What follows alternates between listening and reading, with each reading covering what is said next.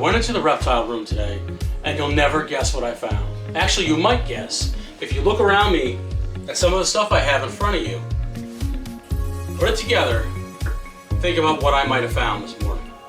I found 10 beautiful hypo white-sided bullsnake eggs. The female was a little farther along than I thought. She must have locked first thing, and we have eggs. So now we have eggs, we gotta take care of them. We gotta make sure these eggs turn into beautiful little snakes. So what I'm gonna do for you today is show you how we're gonna set up our incubator. We have an igloo cooler, standard igloo cooler. This one is 48 quarts in case you're interested. 48 quarts. I cut a small notch right here in this corner, and that's going to let the electronics that we're using go into the cooler, keep the eggs warm, and make sure they don't get too warm. Next, we have vermiculite. This is organic vermiculite. Don't make the mistake I did of buying the Miracle Grow stuff without reading the ingredients and having to buy 2 bags. It says right on the back, 100% vermiculite, 100% organic. You don't want any chemicals in with those babies. Next, you're going to need distilled water. You don't want chlorine or anything coming out of your tap or your well to mess up the babies as they're growing, so we're going to use distilled water. I took the vermiculite, perlite. I took the perlite and the water, and I mixed it together in this 12-quart Starlight tub. This tub happens to fit pretty well inside the 48-quart cooler. So I took the perlite, not vermiculite, although you can use vermiculite too. I took it, I mixed it with water, and I got it to a consistency where it was going to clump. There's not standing water on the bottom, but it's nice and wet and clumpy. I then took a soldering gun and I melted holes in the corners of the Starlight containers. I got 2 holes here, and I got 2 holes here. And that should give us enough air circulation as we're incubating. Next, we're going to take this igloo cooler and we're going to put our heat mat in it. This is a Vivosun heat mat. It gives us plenty of heat for what we need. And we're going to be going to about 81 degrees. I've seen it anywhere from 78 to 82. I'm going to go with 81 degrees to make sure we have nice warm but not too warm babies. Always hook your heat mats or whatever heat source you use in your incubator up to a thermostat. This thermostat here is set, I'll show you, set to 81 degrees. As soon as it hits 81, it drops off, it turns off. As soon as it gets colder, it turns back on. So we have our heat mat, we have our bin going right on top of the heat mat. You can see I have about 2 inches of perlite in here. It's not rocket science with the amount you use. You want enough where you can bury them in, but not too much where they're going to get lost in there. I went with about 2 inches to give me some space from the heat mat, and I'll be able to nestle the eggs right inside. So that's going to go in there.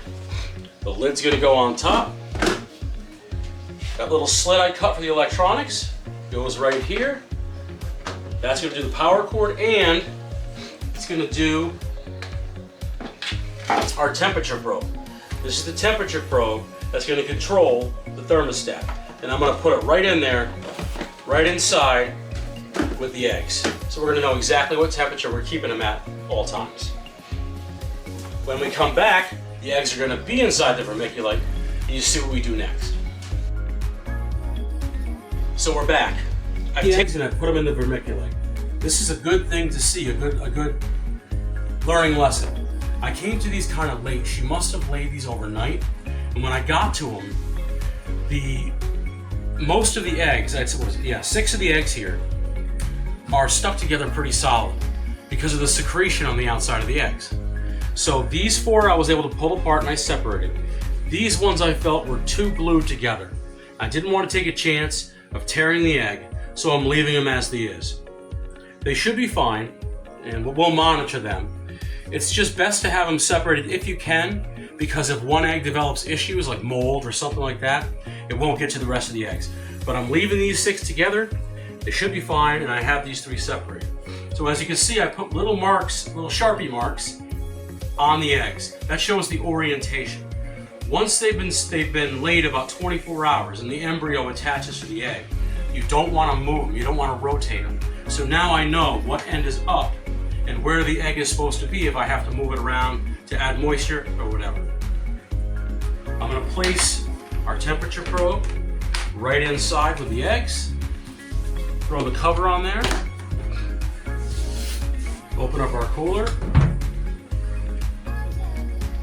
Place them right on top of the heat mat.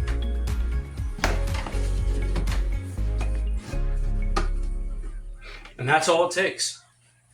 Line these up with the cut. Close it down, and they're sealed. Now some people will drill holes in the cooler or whatever they're using for their incubator. I've decided not to at the moment because I'm going to be checking on them every day. I just can't help myself. I want to check the heat, humidity, look at the eggs. If for some reason I feel I need them, I'll just come through with like a 3/8 drill bit, and I'll drill some holes in the front and the back of the cooler. But me opening it every day will give it plenty of air circulation. I've got my thermostat set up, got the eggs inside.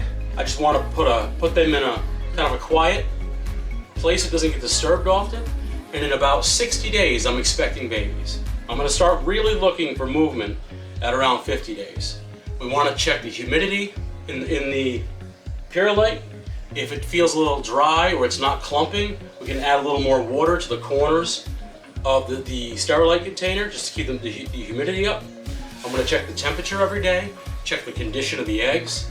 If one of the eggs looks like it's going bad, I can always take it and put it in a separate Sterilite container and continue to incubate it. Because with this setup, you can fit 2 of these containers on top of each other and close the lid no problem. So it's an exciting day, 10 beautiful eggs. Again, hypo white-sided bull snake. I can't wait to see them. We're going to give you updates on the eggs, and the video when the babies hatch is going to be incredible. I'm Matt. Thank you again for joining us at Reptiles, and we'll see you soon.